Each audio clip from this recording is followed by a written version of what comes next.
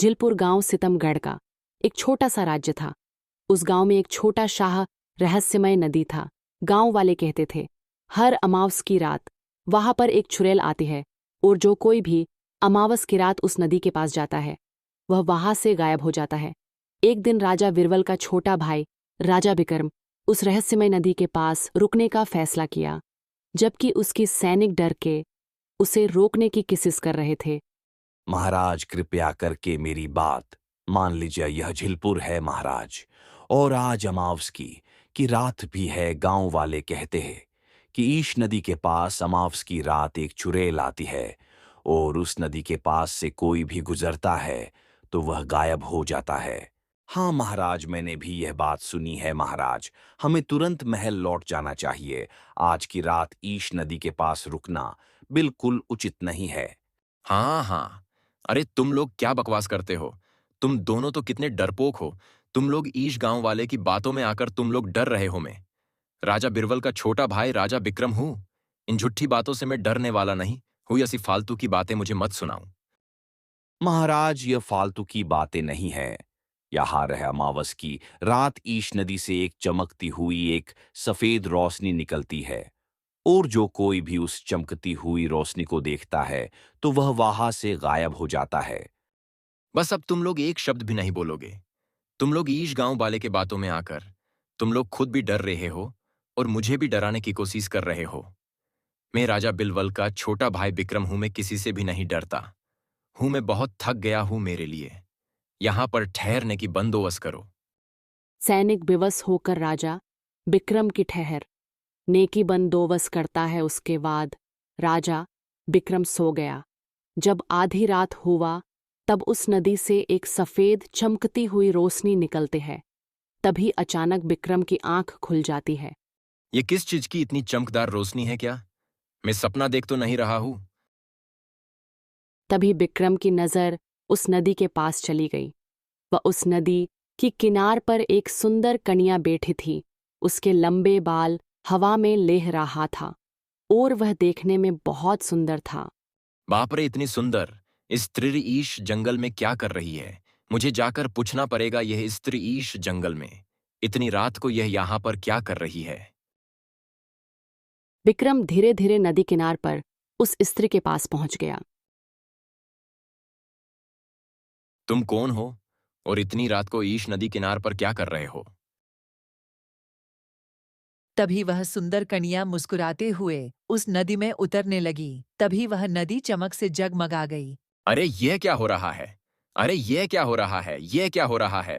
अगली सुबह सैनिक राजा बिक्रम को उसके तंबू में नहीं पाकर वह लोग बहुत घबरा गए और बिक्रम को ढूंढने लगे, लेकिन राजा बिक्रम कहीं नहीं मिले। उसके बाद सैनिक निराश होकर महल में लौट आया और राज बिरबल से बोले,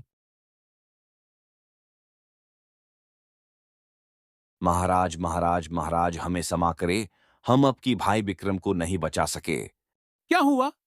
अच्छे से बताऊं, आखिर मेरा भाई बिक्रम कहाँ है? महाराज, हमने राजा बिक्रम को आखिरी बार उस नदी किनार पर देखा था। उसके बाद हम सोने चले गए। जब सुबह हुआ तो वह वहां पर नहीं थे। उसके बाद हम लोग उसे बहुत ढूंढे, फिर भी वो हमें नहीं मिले। अरे तुम लोग कितने मूर्ख हो। तुम लोग सोते रहे और मेरे भाई कहाँ चला गया? आखिरकार रात में ऐसा क्या हो गया जो मेरे भाई वहां से गायब हो गया? तभी उस महल में झिलपुर गांव का मुखिया आ पड़े। महाराज कि जय हो, महाराज कि जय हो। मुझे लगता है कि मैं आपके भाई गायब होने की बातें मैं जानता हूं। तो जल्दी से बताओ मुखिया, तुमने क्या देखा? तुम्हारे गांव की नदी किनार से मेरा भाई गायब हुआ है। महाराज, कल मैं शहर से लौट रहा था। तभी आते आते रात हो गई, तो मैंने उसी नदी के पास रुककर आराम करने को सोचा। तभी मैंने देखा नदी सफेद रोशनी से चमकने लगी। तभी उस नदी से एक सुंदर कन्या वहां निकली और नदी किनार पर बैठ गई। तभी आपका भाई बिक्रम उसके पास जाकर कुछ बातें कर रहे थे। तभी अचानक से सफेद रंग की रोशनी चमकी और वहां से आपके भाई और वह कन्या गायब हुई। क्या गायब? तुमने उसे जाते हुए देखा? हाँ महाराज, मैंने यही देखा। मैं तो डर के मारे वहां से भाग आया। इतना बोलकर मुखिया महल से चला गया।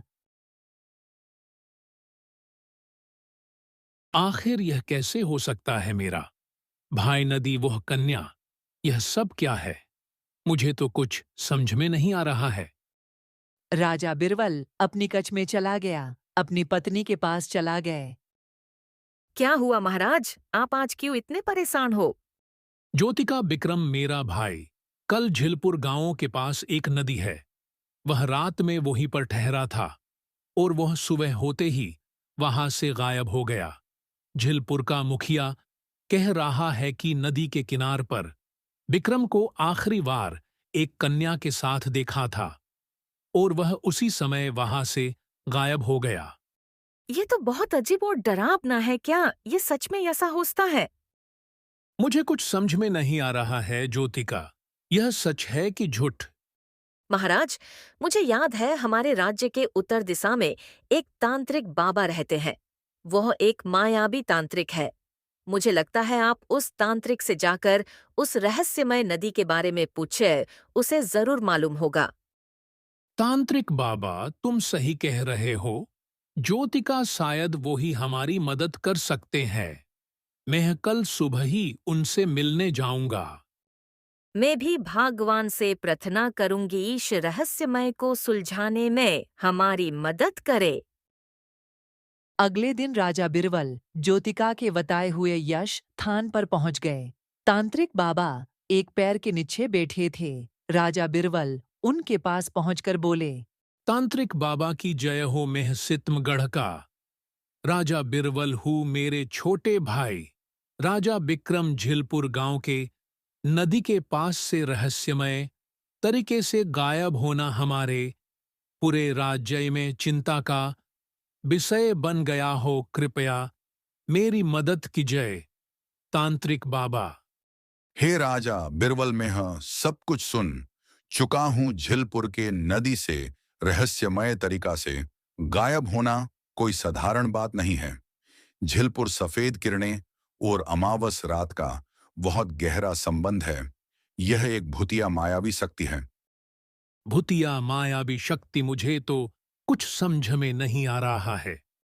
उस झिलपुर नदी में एक शक्तिशाली चुड़ैल का साया है। वह चुड़ैल हर अमावस की रात उस नदी को सफेद रोशनी से चमका देता है।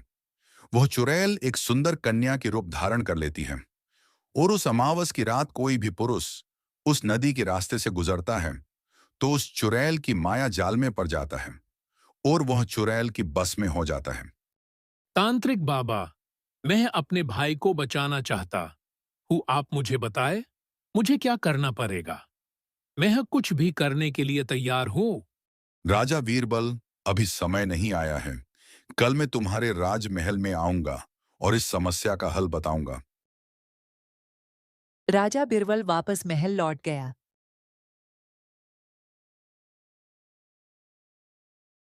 अगले दिन तांत्रिक बाबा राजमहल में आ गया। राजा बिरबल, तुम्हारे भाई को बचाने का एक ही मार्ग है, परंतु यह मार्ग एकदम कठिन और खतरों से भरा हुआ है। तांत्रिक बाबा, मैं अपने भाई को बचाने के लिए कुछ भी कर सकता हूँ। आप बताया तो सही, मुझे क्या करना पड़ेगा? झील के भीतर चुड़ैल का निवास है। उस नदी के भीतर जानने के लिए एक ईमानदार व्यक्ति की जरूरत है और उस व्यक्ति के मन में कोई भी लोभ लालच नहीं होना चाहिए और नेक दिल वाला होना चाहिए। ऐसा व्यक्ति मिलना तो ईश सितमगढ़ राज्य में मिलना तो बहुत कठिन है। हाँ, मैं मानता हूं ऐसा व्यक्ति मिलना कठिन है, लेकिन असंभव नहीं है। झिलपुर गांव में ऐसा व्यक्ति मिल सकता है। तुम उसे ढूंढने की प्रयास करो एक बार। राजा वीरबल पूरे राज्य में ऐलान करा दिया। ऐसा व्यक्ति को खोजने के लिए दरबार में सभी लोग एक आपस में चर्चा करने लगे कि कौन ऐसा व्यक्ति हो सकता है। राजा के सैनिक पूरे राज्य में ऐलान कर दिया कि राजा बिरबल का भाई को उस नदी से जो कोई भी सुरक्षित निकालेगा उसे उचित पुरस्कार दिया जाएगा। किशोर नामक का एक व्यक्ति महल में आकर बोला, मेरा नाम किशोर है। मैं आपकी भाई को उस नदी से बाहर निकाल सकता हूँ। मैं यहाँ आपकी पुरस्कार के लालच में नहीं आया हूँ। मेरा यह फर्ज बनता है कि आपने राज्य का राजा कोई भी मुसीबत में हो तो उसे मदद करना चाहिए, इसीलिए मैं आपके दरबार में आया हूँ। वाह किशोर, तुम्हारे ऐसी बातें सुनकर मैं प्रसन्न हो गया। मुझे लगता है कि तुम्हारी मदद से मैं अपनी भाई को नदी से वापस जरूर निकाल सकता हूँ। हाँ राजा बिरबल, ये वही व्यक्ति है जिसकी हमें तलाश थी। अब तो तुम्हारा भाई जरूर उस नदी से वापस आ जाएगा। यह एक ईमानदार और नेक दिल के व्यक्ति हों। उसके बाद किशोर और तांत्रिक बाबा वह दोनों उस नदी के ओर जाने लगे। तांत्रिक बाबा नदी के किनार पर बैठकर कुछ मंत्र पढ़ने लगे और किशोर से बोला, किशोर, अब तुम्हें ईश नदी के भीतर जाना पड़ेगा। जैसे ही तुम ईश नदी के भीतर जाओगे, वैसे ही तुम्हें एक सुंदर सोने का महल दिखाई देगा। उस महल में उस चुड़ैल का पति होगा। वह अपाहिज है, वह चल फिर नहीं सकता है। और इस समय वह चुड़ैल वहां पर नहीं होगा, वह सिर्फ रात के समय वहां पर रहता है। अभी मैं का है तुम वहां पर जाओ और उसके बगल में जादुई छड़ी होगा, वह लेकर तुम वापस आ जाना। बाबा, अगर वह मुझे नुकसान पहुंचाने की कोशिश करेगा तो मैं क्या करूंगा? वह तुम्हें जरूर नुकसान पहुंचाने की कोशिश करेगा, लेकिन तुम उस छड़ी को लेकर पीछे मुड़कर नहीं देखना, सीधा तुम ऊपर लेकर आ जाना। बाबा, आप खुद ही क्यों नहीं चले जाते हो उस जादुई छड़ी को लाने के? मैं एक तांत्रिक हूं, मैं वहां जाऊंगा तो मैं जलकर वही भस्म हो जाऊंगा। अच्छा ठीक है, मैं झिल से वह जादुई छड़ी लेकर आऊंगा। उसके बाद उस छड़ी को मैं क्या करूंगा? तुम्हें कुछ नहीं करना पड़ेगा। तुम नदी से उस छड़ी को निकालकर मुझे सौंप देना और मैं उस छड़ी से उस चुड़ैल को बुलाऊंगा और वह जैसे ही आएगा तो मैं इस छड़ी को जला दूंगा। उसके बाद इस झील में जितने लोग गायब हुए हैं वह वापस आ जाएगा। उसके बाद किशोर बिना कुछ सोचे समझे उस नदी के मित्र चले जाता है। जैसे ही वह नदी के भीतर जाता है तो वह देखता है एक सुंदर सा महल था और उस चुड़ैल का पति वहीं पर बैठा था। उसकी बगाल में जादुई छड़ी रखा हुआ था। किशोर उस छड़ी को लेकर वहां से भाग जाता है।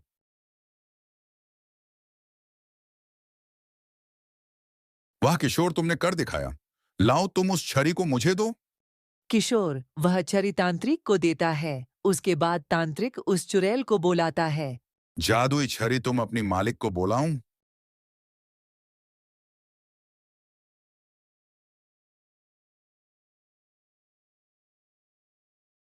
अरे मूर्ख तांत्रिक, तुमने ठीक नहीं किया। मेरा जादुई छड़ी को लेकर तुम मेरा जादुई छड़ी लौटा दो, इसी में तुम्हारी भलाई है।